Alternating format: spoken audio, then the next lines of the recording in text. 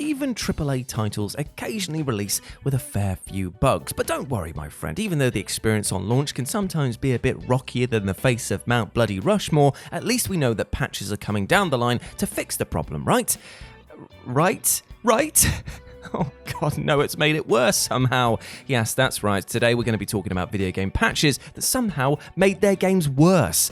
So come join me in this horror show as I'm Jules, this is WhatCulture.com, and these are 10 video game patches that actually broke games. Number 10. The 1.8.0 patch displayed players' IP addresses. Marvel's Avengers.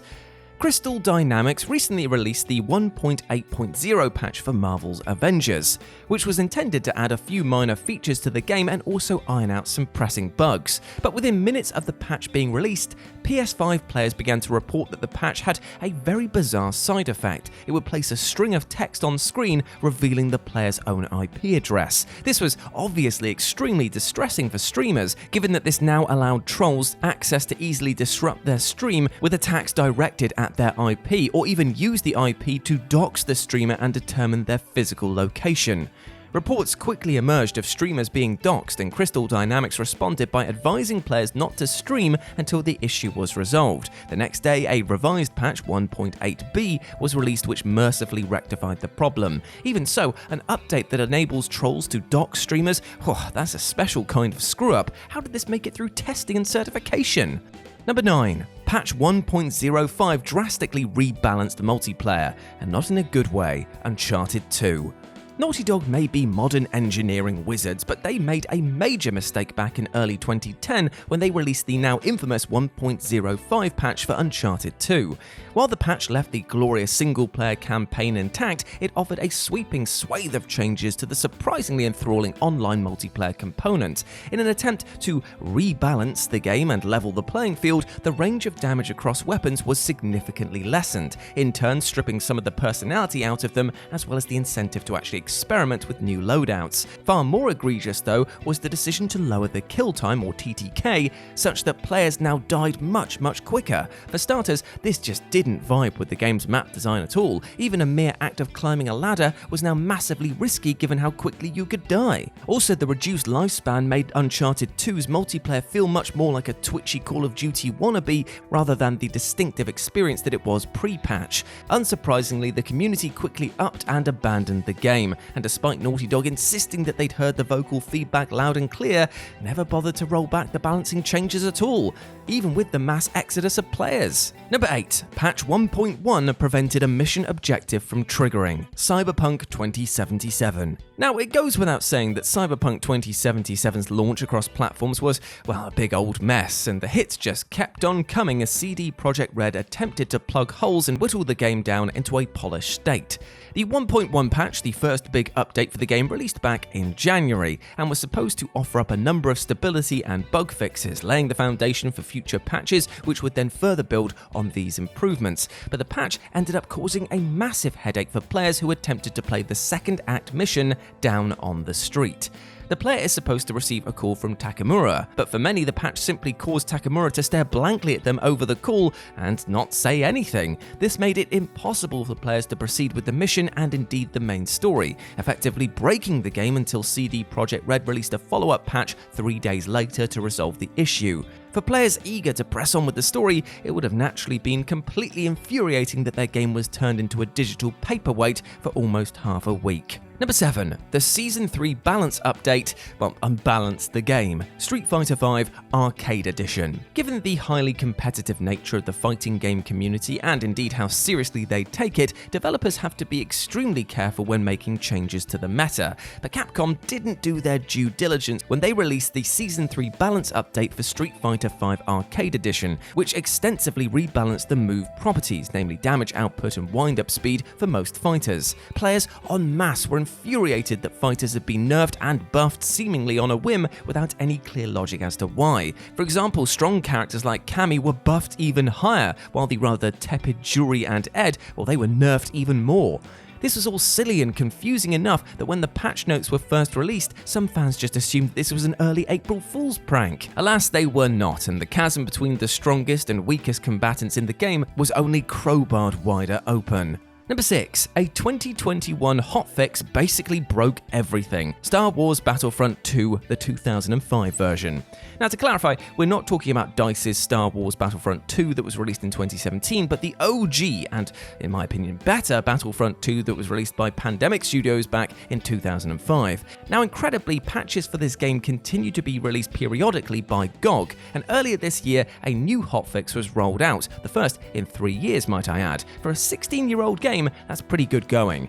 Though the patch was supposed to resolve graphic resolution and controller support issues, it actually led to a wide report of crashes, field of view resolution, and UI problems. This led to GOG pulling the patch before confirming that it had been given to them by Lucasfilm Games rather than being developed in-house. Many months on, the patch still hasn't been reinstated, but at least now you can't crash the game simply by pressing the print screen key on your keyboard anymore. Yes, that was indeed a thing for a while.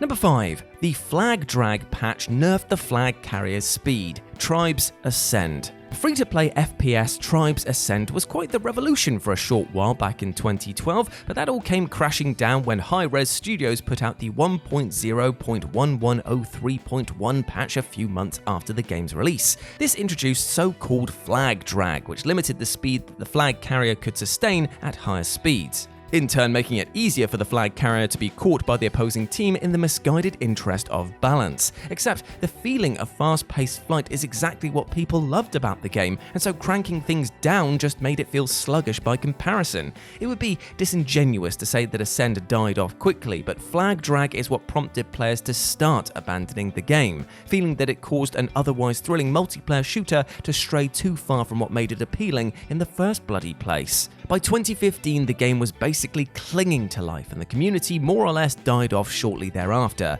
If Hi-Rez hadn't been so stubborn and actually listened to players though, it could have endured as an FPS mainstay for many more years. Number 4. Update 1.3.3 deleted some players' save data. Returnal.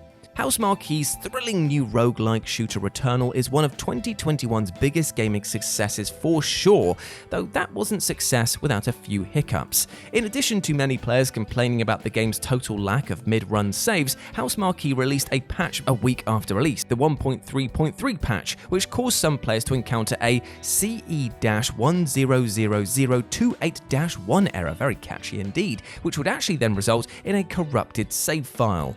Though some were able to fix their save with the 1.3.4 patch that was released the very next day or by using a backup save from the cloud, others weren't quite so fortunate, with many losing their saves permanently and having to restart the entire game from scratch. Given the game's overpowering difficulty and the 30 to 40 hours it can take to beat the entire experience, that's a lot of potential time lost for paying customers. While the offending patch wasn't online for long, it still ended up affecting a sizable number of players during the game's busiest launch period. Not good at all. Number 3. The 1.21 title update prevented some players from shooting Red Dead Online. Last August, Rockstar released the 1.21 title update for Red Dead Online, which attempted to fix a number of pressing performance, networking, and stability issues. Ironically, though, it ended up preventing many players from doing the most basic thing anyone expects to do in a Rockstar game, namely, fire their bloody gun. That's right, in addition to introducing glitches which caused NPCs, animals, vehicles, and other objects to appear and disappear out of the game world at random, some players couldn't even shoot a pistol. The option to shoot was simply grayed out for effective players, and after many took to social media to voice both their amusement and indeed displeasure at the broken state of the game, Rockstar opted to roll back to a previous update until they could resolve the issue.